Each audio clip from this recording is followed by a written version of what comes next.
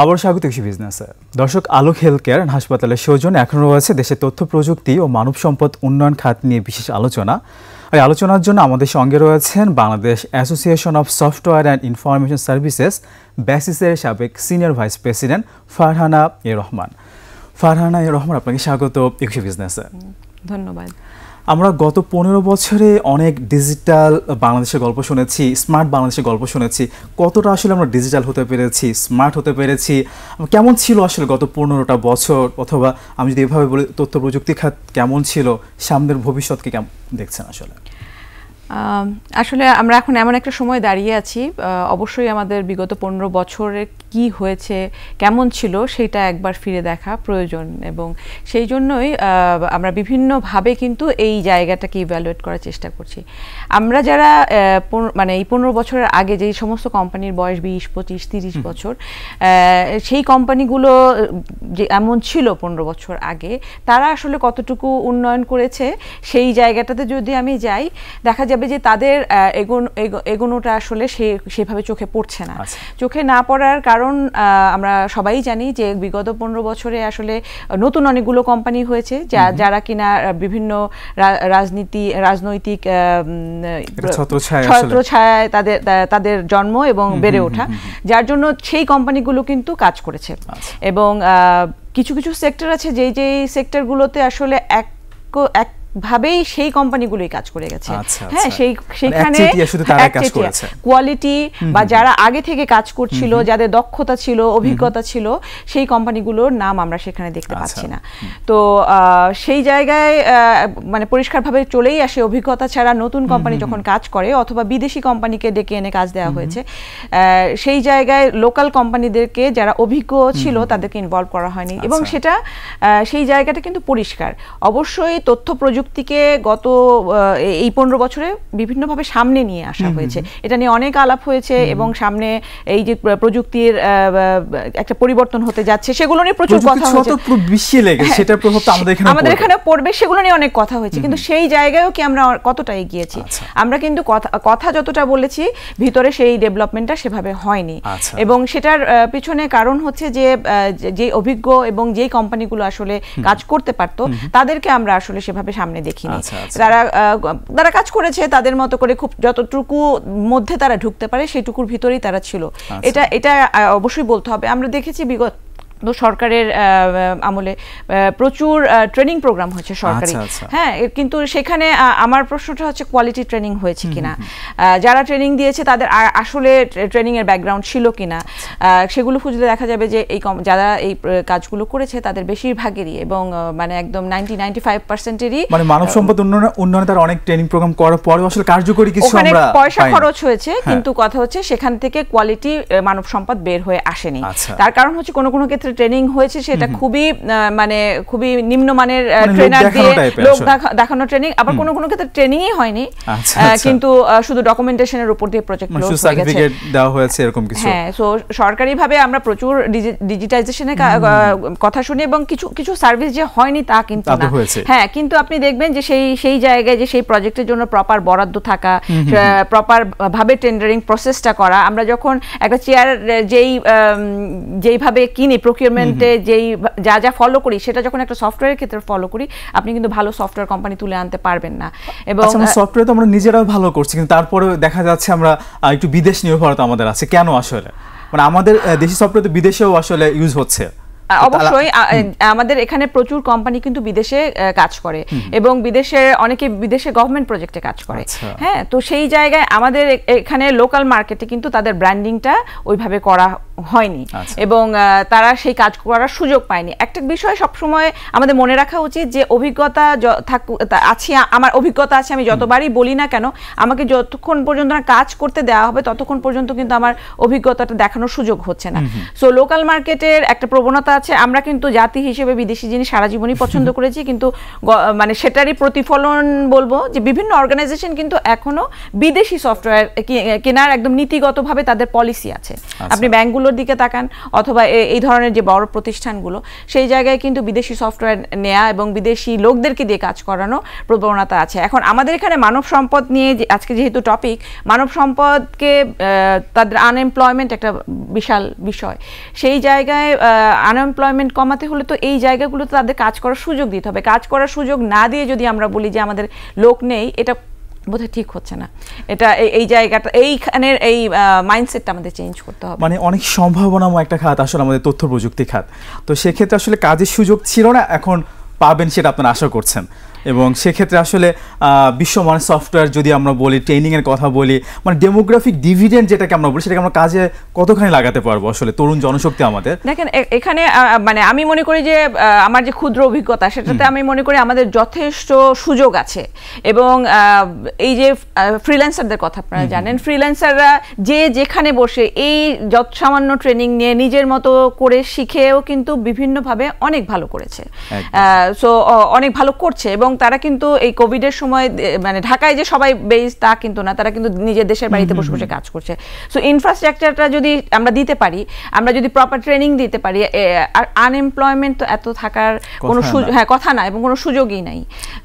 সেই জায়গায় আমি অবকাঠামোগত অনেক পরিবর্ধন আসলে দরকার এই সেক্টরে। তো আমরা এই সেক্টরে আরো অনেক কথা আপনার কাছ থেকে শুনে তার একটি বিরতি নিয়ে আসি আমরা।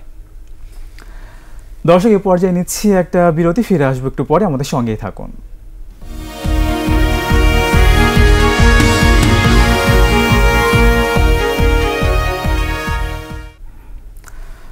দর্শক, বিরতির আগে দেশের তথ্য প্রযুক্তি ও মানব সম্পদ খাত নিয়ে কথা বলছিলাম Bangladesh association of software and information services ব্যাসিসের সাবেক সিনিয়র ভাইস প্রেসিডেন্ট ফারহানা রহমানের সঙ্গে আবার ফিরছি আলোচনায়। ফারহানা রহমান, আমরা বলছিলাম যে অবকাঠামোর আসলে উন্নয়ন, পরিবর্তন অথবা পরিবর্ধন দরকার। সেক্ষেত্রে যদি আমি একটু জানতে চাই, অনেক তো হাইটেক পার্ক হলো, মানে সেগুলো কতটা কার্যকরী হয়েছে? সেই সাথে যদি আমি বলি ইন্টারনেটের স্পিড, এটা একটা বড় আসলে অবকাঠামোই আমি বলবো। গ্যাস, বিশেষ করে বিদ্যুৎটা অনেক বড় একটা অবকাঠামো। এগুলো আসলে কিভাবে দেখছেন, আসলে কতটা পাচ্ছেন আসলে ঠিক মতো? আসলে আমি আমার জানা মতে আমাদের আইটি কোম্পানিগুলো কিন্তু ঢাকা শহরের বিভিন্ন জায়গায় অফিস স্পেস ভাড়া করে, তাদের অফিস বা বাসাবাড়ি ভাড়া করেও তারা তাদের কার্যক্রম চালনা করছে। ঢাকা শহরে কস্ট অফ ডুইং বিজনেসের কথা যদি আমরা বলি, সেটা অনেক হাই।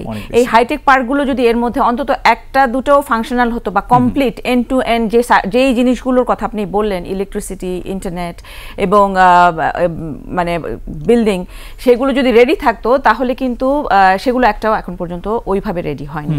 যশোরে আমরা একটা হাইটেক পার্কের কথা জানি, রাজশাহীতেও একটা কেবল কাজ শুরু হয়েছিল, কিন্তু এইটা আমাদের জন্য যথেষ্ট না।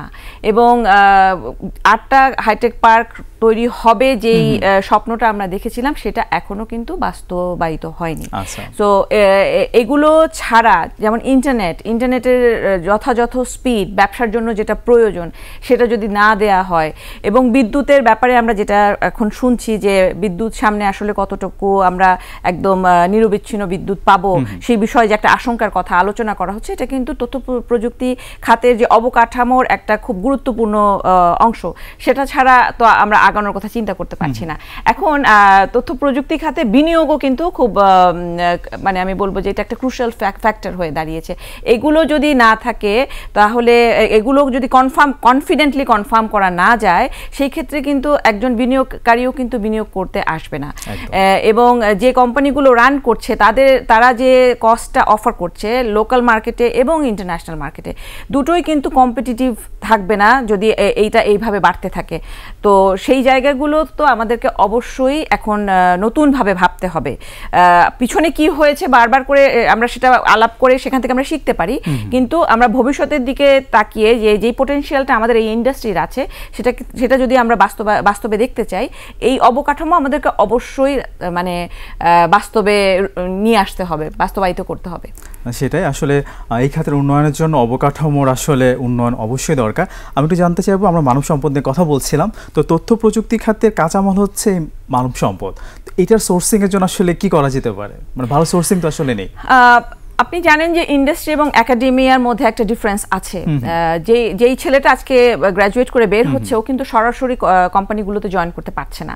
তার কারণ তার যে ইন্ডাস্ট্রি রেডিনেস দরকার সেটা সেই তার সিলেবাসের ভিতরে নাই।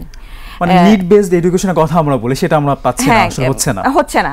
সো তার জন্য তখন কি করতে হচ্ছে, এখন কোম্পানিগুলোকে ইনভেস্ট করে সেই ছেলেটাকে রেডি করতে হচ্ছে, 6 মাস তাকে ওখানে ইন্টার্নশিপ করতে হচ্ছে, অথবা তাকে বসিয়েই আসলে বেতন দিতে হচ্ছে একটা কাজের জন্য রেডি করতে। তো এরকম কোন মানে এইভাবে করে কোম্পানিগুলোর কিন্তু, যেটা আমি বলছিলাম, কস্ট অফ ডুইং বিজনেস কিন্তু আসলে বেরিয়ে যাচ্ছে। সেই জায়গাটাতে মানে প্রচুর সরকারি ফান্ডেড ট্রেনিং হওয়ার পরেও কেন আমরা সেটা করতে পারলাম না, সেটা সেই জায়গাটা নিয়ে আমাদের ভাবতে হবে। আমার কাছে মনে হয় এটার সমাধান হচ্ছে যে হতে পারে এরকম যে ট্রেনিং যেখান থেকেই করুক না কেন, আমরা যদি পলিসিতে এরকম একটা কিছু রাখি যে একটা পরীক্ষা দিবে, যেই পরীক্ষাটাতে সার্টেন স্কোর পেলে আমরা মনে করব যে এই লোকটা আসলে ইন্ডাস্ট্রি রেডি। সে প্রাইভেট কোনো অর্গানাইজেশন থেকে ট্রেনিং করতে পারে, সে সরকারি ট্রেনিং করতে পারে, বা নিজে শিখতে পারে, কিন্তু ওই পরীক্ষাটাই হবে এটার বেঞ্চমার্ক। এই ধরনের কোনো কিছু আমরা চিন্তা করতে পারি কিনা, তাহলে হয়তো একটা সোর্স তৈরি হতো যে আমরা প্রচুর সিভি পাচ্ছি, কিন্তু দেখা যাচ্ছে যে যেই ধরনের স্কিল আমাদের দরকার সেই স্কিল লোকটা আমরা পাচ্ছি না। তো সেই স্কিলের জায়গাটা তখন কনফার্ম করা যেত, যেহেতু তারা একটা একই রকম একই মানের একটা পরীক্ষার ভিতর দিয়ে আসতো, তাহলে হয়তো কেউ চোখ বন্ধ করে এই স্কোর দেখে সে এমপ্লয় করে ফেলতে পারতো, এবং কোম্পানিগুলোকে আসলে নিজের পকেট থেকে সেই ইনভেস্টমেন্টটা করতে হতো না। তো মানব সম্পদের যে কোনো একটা জায়গা, যেই জায়গা থেকে আসলে কন্টিনিউয়াসলি মানব সম্পদ তৈরি হবে এবং সেটা আসলে ইন্ডাস্ট্রিতে কাজে লাগবে, সেই জায়গাটা এখনো তৈরি হয়নি, এবং এটাকে হাইয়েস্ট প্রায়োরিটি দিয়ে আমার কাছে মনে হয় যে আমাদের এগিয়ে নিয়ে যাওয়া প্রয়োজন। তার জন্য কোনো অর্গানাইজেশন হতে পারে, বেসিসের বিআইটিএম যেমন একটা ট্রেনিং অর্গানাইজেশন আছে, কিন্তু সেটাকেও আসলে তৈরি করতে হবে এরকম কোনো একটা পরীক্ষার মাধ্যমে, যেন সারা দেশ থেকে আমরা মানব সম্পদ যারা তৈরি হচ্ছে তারা যে টেস্টেড সেই সার্টিফিকেটটা দেওয়া যায়, এবং তারা কিন্তু ইন্টারন্যাশনাল লেভেলেও অনেক কাজ করতে পারে। কারণ আমরা জানি বিভিন্ন দেশ থেকে আমাদের দেশের লোককে কিন্তু এমপ্লয় করা হয়, হ্যাঁ, তারা এই দেশে বসেই বিদেশে কাজগুলো করে। তো সেই জায়গায়ও কিন্তু অনেক এমপ্লয়মেন্ট তৈরি হওয়া সম্ভব যদি আমরা দক্ষ জনশক্তি তৈরি করতে পারি। তো সেক্ষেত্রে নারীদের অংশগ্রহণটা কেমন দেখছেন, অথবা ভবিষ্যৎটা কিভাবে দেখছেন, আসলে তাদের কিভাবে আসলে অংশগ্রহণ করা উচিত আসলে এই সেক্টরে? যেহেতু গত 15 বছরে কিন্তু আমরা তথ্য প্রযুক্তি নিয়ে অনেক কথা বলেছি, হ্যাঁ, এটা মানুষের একটা আসার জায়গা, মানে যেহেতু আলোচনায় ছিল সেহেতু আসার জায়গা এবং হিসেবে তৈরি হয়েছে। আমি যদি 15 বছর আগের কথা বলি, ওইভাবে মেয়েরা আসছিল না, কিন্তু এখন মেয়েরা আগ্রহী হয়েছে। কিন্তু ওই যে বললাম যে দক্ষতাটা যদি না থাকে এবং সে দক্ষভাবে আমি কোনো একটা কাজ করব, সেই জায়গায় যদি নিয়ে যাওয়া যায়, অবশ্যই প্রচুর মেয়ে এই সেক্টরে কাজ করতে পারবে। এবং আমি যেহেতু একজন নারী, আমি বলবো যে আইসিটি সেক্টর এমন একটা জায়গা যেখানে মেয়েরা খুব সুন্দরভাবে কাজ করতে পারে, মানে ঘরে বাইরে সব জায়গায় তারা কাজ করতে পারে, ঘরে বাইরে কাজ করতে পারে, তাদের লোকেশন কোনো সমস্যা না, তাদের জন্য টাইম কোনো সমস্যা না, তাদের অনেক ধরনের ফ্লেক্সিবিলিটি তারা এখানে কিন্তু এনজয় করতে পারে। কিন্তু যদি যে কোনো একটা দক্ষতা তার থাকে, ইভেন আপনি দেখেন কল সেন্টারগুলোতে কিন্তু, বা আমাদের আইটি কোম্পানির কাস্টমার কেয়ারগুলোতে কিন্তু মেয়েদেরকেই প্রেফার করা হয়। ইভেন ডেভেলপার হিসেবে আমরা পাই না, তার জন্য আমরা নিতে পারি না, কারণ এরা কন্টিনিউ করে না। এসব ক্ষেত্রে কি ফরেন ল্যাঙ্গুয়েজটা একটু বেশি গুরুত্ব রাখে কিনা, বিশেষ করে ইংরেজিটা? না, সব ক্ষেত্রে না, বাংলারও প্রয়োজন প্রচুর আছে। সেই জায়গাটাতেই আমরা ভালো করে সুন্দর করে বাংলায় কথা বলে সেই বা বাংলা লিখতে পারে তাদেরকেও আমরা কিন্তু পাচ্ছি না, সেটাও কিন্তু একটা গুরুত্বপূর্ণ জায়গা। এই যে দেখেন এখন ডিজিটাল মার্কেটিং এর সময় কন্টেন্ট রাইটিং কিন্তু একটা বড় জায়গা। তো সেই জায়গায় যাদের স্কিল আছে তারা হয়তো ঠিকমতো সেই ইনফরমেশনটা তাদের কাছে আছে কিনা আমি জানি না, কারণ আইটি সেক্টরে এখন প্রচুর, শুধু আইটি সেক্টর কেন, মানে যারাই ডিজিটাল মার্কেটিং ইউজ করছে তাদের সবারই কিন্তু কন্টেন্ট রাইটার দরকার হচ্ছে। আমি কল সেন্টারের কথা বলেছি, এরকম কন্টেন্ট রাইটিং কিন্তু যারাই আপনার গ্র্যাজুয়েশন করে বের হচ্ছে, অথবা বাংলা ইংলিশ খুব ভালো লিখতে পারে, খুব ভালো বলতে পারে, তারা কিন্তু এই ইন্ডাস্ট্রির জন্য একটা অ্যাসেট। সো সেই মানুষগুলোকে প্রপার জায়গায় বসানোটাও একটা কাজ, এবং ওনাদের কাছে ইনফরমেশন না পৌঁছলে ওনারা কিন্তু এই জায়গায় পর্যন্ত আসবে না। নারীরা এখন আগ্রহী, কিন্তু যে পরিমাণ নারীর এই সেক্টরে এমপ্লয়মেন্ট হওয়া সম্ভব তার থেকে এখনো সংখ্যাটা অনেকই কম। এখন 30 সেকেন্ডে জানতে চাইবো যে সাইবার নিরাপত্তা একটা বড় ইস্যু এই সেক্টরের জন্য, সেটাকে কিভাবে নিশ্চিত করা যায়? এখন সাইবার নিরাপত্তা নিয়ে যারা কাজ করে, আমি মনে করি যে এই মুহূর্তে আমাদের বৈদেশিক মুদ্রার যে সংকট, শুধু সাইবার নিরাপত্তা না, লোকাল সফটওয়্যারকে উৎসাহিত করা এবং লোকাল কোম্পানিগুলোকে দায়িত্ব দিয়ে এই জায়গায় কাজ করার সুযোগ করে দেওয়া। কারণ লোকাল কোম্পানি যখন কাজ করবে তখন তার সক্ষমতা তৈরি হবে, দক্ষতা বাড়বে, সঙ্গে যেহেতু তার অবস্থানটাই দেশের ভিতরে, তাকে কিন্তু সময় অসময় জবাবদিহিতার মধ্যেও আনা সম্ভব হবে। আমরা অনেক রেমিটেন্স আসলে পাবো। আমরা প্রত্যাশা করি তথ্য প্রযুক্তি খাতে আসলে ব্যাপক একটা বিপ্লব ঘটবে, সেই প্রত্যাশা নিয়ে শেষ করছি। আপনাকে অনেক ধন্যবাদ আমাদেরকে সময় দেওয়ার জন্য। ধন্যবাদ দর্শক, এতক্ষণ আলোক হেলথ কেয়ার অ্যান্ড হাসপাতালের সৌজন্যে দেশের তথ্য প্রযুক্তি ও মানব সম্পদ উন্নয়ন খাতের নানা দিক ও করণের কথা বলছিলেন Bangladesh association of software and information services ব্যাসিসের সাবেক senior vice president Farhana Rahman. দর্শক, এবার নিচ্ছি একটা বিরতি। দুপুর 2টা 30 মিনিট আবার ফিরে আসবো একটু বিজনেস আরও আয়োজনে, আমাদের সঙ্গে থাকুন।